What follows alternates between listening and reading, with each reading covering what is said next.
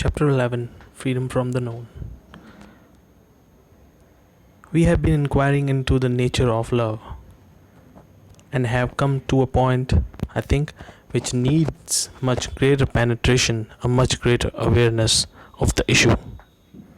We have discovered that for most of people, love means comfort, security, a guarantee for the rest of their lives of continuous emotional satisfaction. Then some like me comes along and says, is that really love? And question you and ask you to look inside yourself. And you try not to look because it is very disturbing. You would rather discuss the soul or the political or economic situation, but when you are driven into a corner to look, you realize that what you have always thought of as love is not love at all. It is a mutual gratification, a mutual exploitation. When I say love has no tomorrow and no yesterday, or when there is no center, then there is love. It has reality for me but not for you. You may quote it and make it into a formula, but that has no validity. You have to see it for yourself, but to do so, there must be freedom to look. Freedom from all condemnation, all judgments, all agreeing or disagreeing. Now, to look is one of the most difficult things of life, or to listen, or to look and listen are the same. If your eyes are blinding with your worries, you cannot see the beauty of the sunset. Most of us have lost touch with nature. Civilization is trending more and more towards large cities. We are becoming more and more an urban people, living in crowded apartments and having very little space even to look at the sky of an evening and morning. And therefore we are losing touch with a great deal of beauty.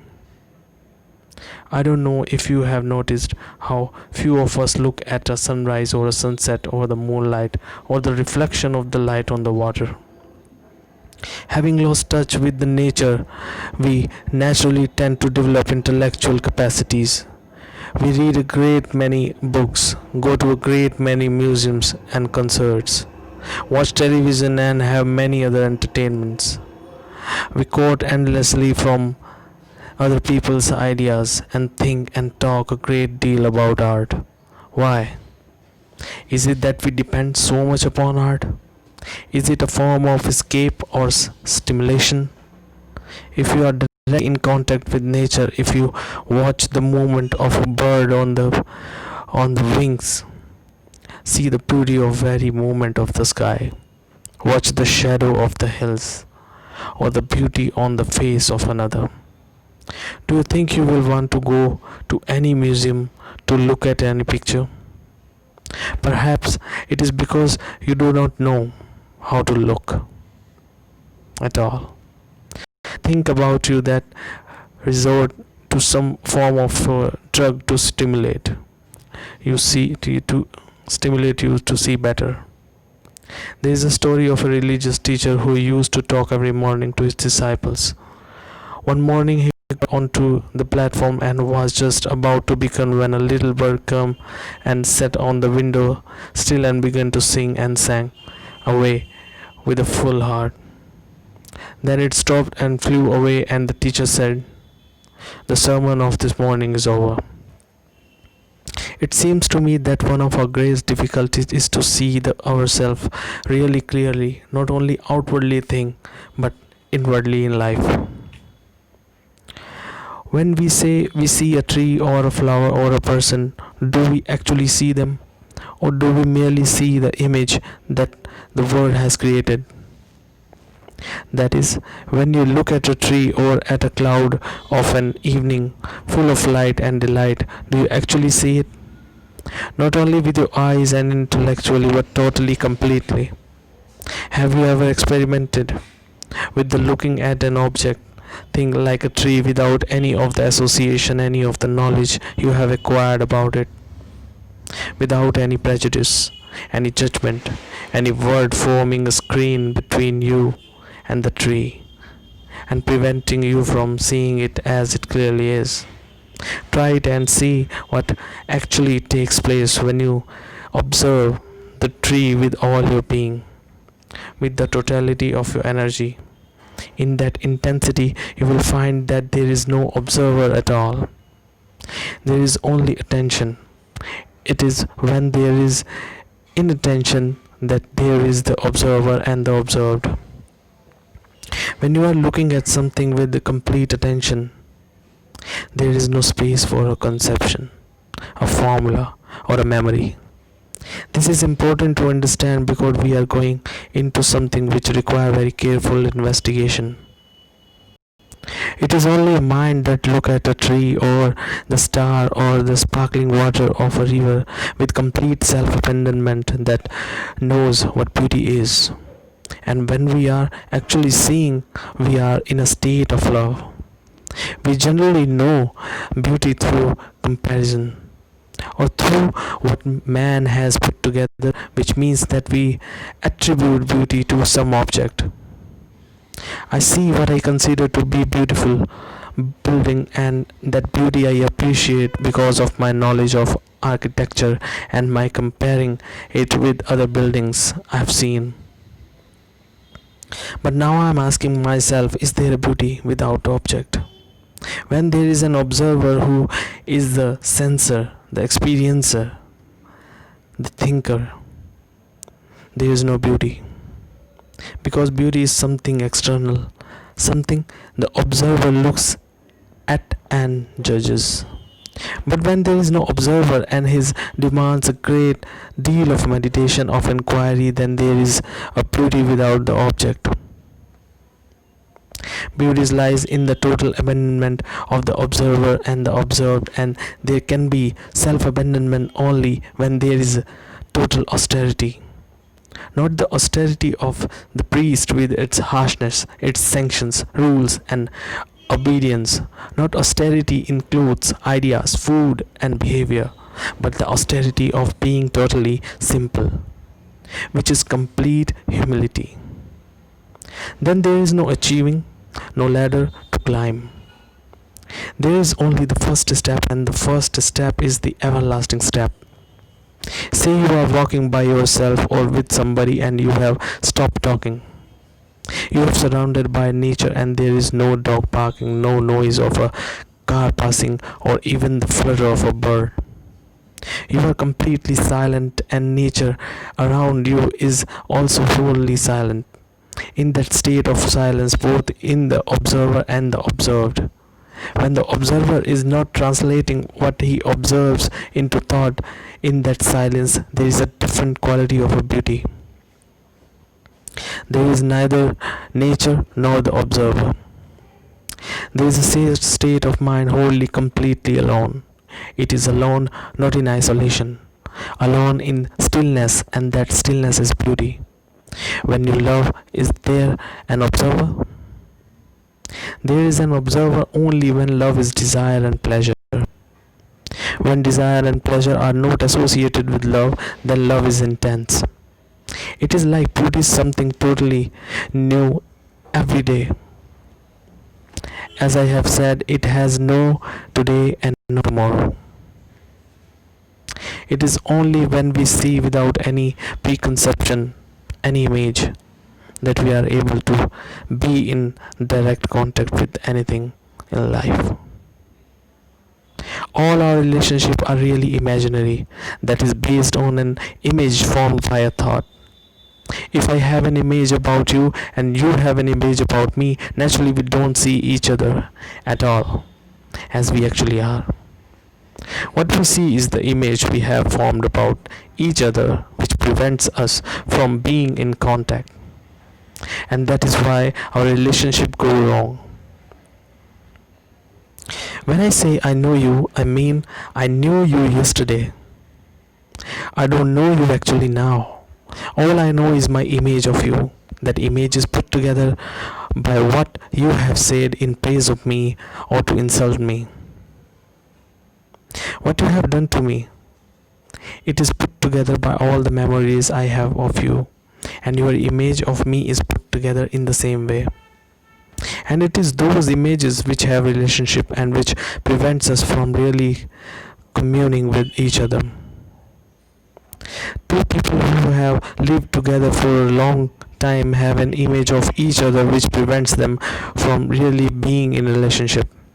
If we understand relationship, we can cooperate, but cooperation cannot possibly access through image, through symbols, through ideological conceptions. Only when we understand the true relationship between each other is there a possibility of love. And love is denied when we have images. Therefore, it is important to understand, not intellectually but actually in your daily life, how you have built images about your wife, your husband, your neighbor, your child, your country, your leaders, your politicians, your gods. You have nothing but images. These images create the space between you and what you have observed, and in that space there is conflict. So what we are going to find out now together is whether it is possible to be free of the space we created. Not only outside ourselves but in ourselves, the space which divides people in all their relationships. Now the very attention you give to the problem is the energy that solves the problem. When you give your complete attention, I mean with everything in you, there is no observer at all. There is only the state of attention, which is total energy, and the total energy is the highest form of intelligence. Naturally, that state of mind must be completely silent, and that silence, that stillness comes when there is a total attention. Not disciplined stillness. The total silence in which there is neither the observer nor the thing observed is the highest form of a religious mind. But what takes place in the state cannot be put into words, because what is said in words is not the fact. To find out of yourself, you have to go through it. Every problem is related to every other problem, so that if you can solve one problem completely, it does not matter what it is. You will see that you are able to meet all other problems easily and resolve them. We are talking of course, of psychological problems. We have already seen that a problem exists only in time. That is when we meet the issue incompletely. So, not only must we be aware of the nature and the structure of the problem and see it completely, but meet it as it is, arise and resolve it immediately, so that it does not take root in the mind. If one allows a problem to endure for a month or a day or even for a few minutes, it distorts the mind. So is it possible to meet a problem immediately without any distortion and be immediately completely free of it? And not allow the memory, a scratch, or the mind to remain.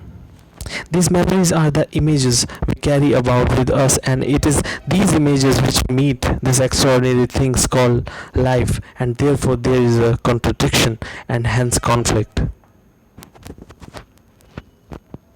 Life is a very real. Life is not an abstraction, and when you meet it with images, there are problems. It is possible to meet every issue out space-time interval without the gap between oneself and the thing of which one is afraid. It is possible only when the observer has no continuity. The observer who is the builder of the image, the observer who is the collection of memories and the ideas, who is a bundle of abstractions. When you look at the stars, there is you who are looking at the stars in the sky. The sky is flooded with the brilliant stars. There is a cool air, and there is you, the observer, the experiencer, the thinker. You feel your aching heart. You, the center, create space. You will never understand about the space between yourself and the stars, yourself and your wife or your husband or friends, because you have never looked without the image. And that is why you do not know what beauty is or what love is. You talk about it, you write about it, but you have never known it, except perhaps at rate intervals or total self abandonment. So, as long as there is a center creating space around yourself, there is neither love nor beauty. When there is no center and no circumference, there is love. And when you love, you are beauty. When you look at a face opposite, you are looking from a center, and the center creates a space between person and the person, and that is why our lives are so empty and callous. You cannot cultivate love or beauty, nor can you invent truth. But if you are all the time aware of what you are doing, you can cultivate awareness. And out of that awareness, you will begin to see the nature of pleasure, desire, and sorrow, and the utter loneliness and boredom of a man. And then you found that thing called space. When there is space between you and the object you are observing, you will know there is no love. And without love, however hard you try to reform the world or bring about a new social order, or however much you talk about improvements, you will only create agony. So it is up to you. There is no leader, there is no teacher, there is nobody to tell you what to do. You are alone in this mad, brutal world. Thank you.